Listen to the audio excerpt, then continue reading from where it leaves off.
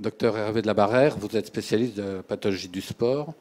Vous travaillez à la Pitié-Salpêtrière, à l'INSEP et à la clinique des Lilas.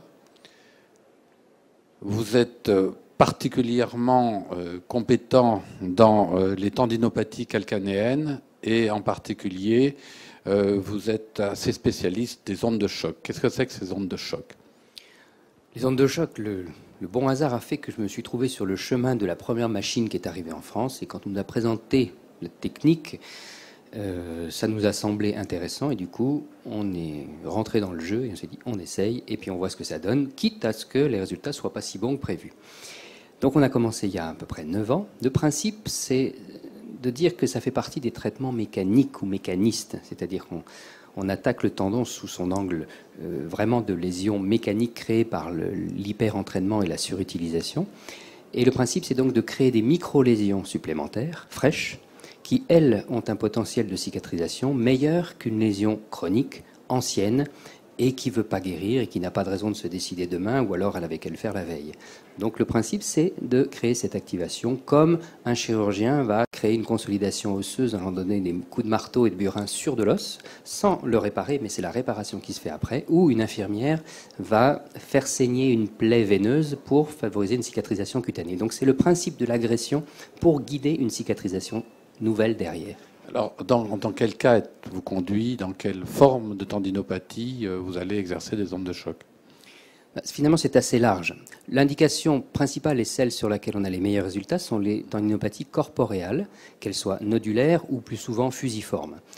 C'est-à-dire celles qu'on rencontre essentiellement chez les gens qui font du sport et de façon très très courante. Le principe, c'est de faire des protocoles qui, pour l'instant, sont de 6 séances maximum. Quelquefois, on en fait moins quand les gens vont mieux. Le rythme, c'est 1 fois par semaine pour le commun des mortels. Les athlètes de haut niveau, on le fait 2 fois par semaine, pas parce que les résultats sont meilleurs, mais parce que le traitement est plus court et qu'ils sont pressés.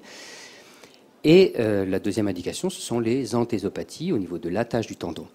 Les résultats, pour le corps du tendon, donc compte tenu des différents dossiers qu'on a pu faire, et puis on empile les bons et les mauvais résultats, c'est de dire que 3 fois sur 4, on a un bon résultat qui est satisfaisant pour le patient dans le cadre des tendinopathies corporéales. Et en revanche, c'est 2 fois sur 3 pour les anthèses, pour l'insertion. Donc les résultats sont un petit peu moins bons. Alors, les résultats vont dépendre de l'imagerie que vous allez faire avant? Non, finalement, l'imagerie est toujours intéressante intellectuellement pour savoir ce qu'il y a dessous, mais ça ne change pas grand-chose. À l'époque où on n'utilisait que la kinésithérapie, et dans le cadre des tendinopathies corporéales, l'imagerie avait une importance parce que suivant que c'était nodulaire ou fusiforme sur l'IRM, ça nous donnait une idée pronostique sur l'efficacité de la rééducation qui marchait bien sur les tendinopathies nodulaires et moins bien sur les tendinopathies fusiformes, pour des raisons qu'on ignore, mais c'était comme ça. En ce qui concerne les ondes de choc, il n'y a pas cette différence d'efficacité, donc que ce soit l'une ou l'autre, finalement, ça ne change pas grand-chose. Donc on n'a pas de nécessité absolue d'avoir une imagerie avant de mettre en route un traitement pour la tendinopathie corporéale.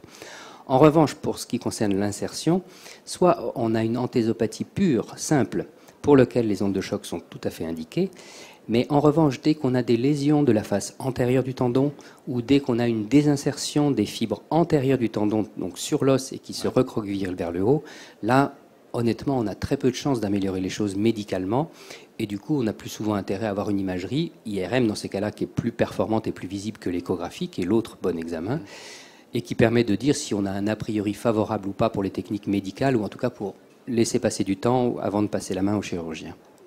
Donc vous faites l'échographie dans quel cas? L'échographie, on va dire dans la majeure partie des cas, quand on a besoin d'une imagerie, la première qu'on demande, c'est toujours celle-ci. L'IRM est demandé préférentiellement dans le cadre des pathologies basses, ou alors quand on arrive dans une optique préopératoire. Merci Hervé de la Barrère.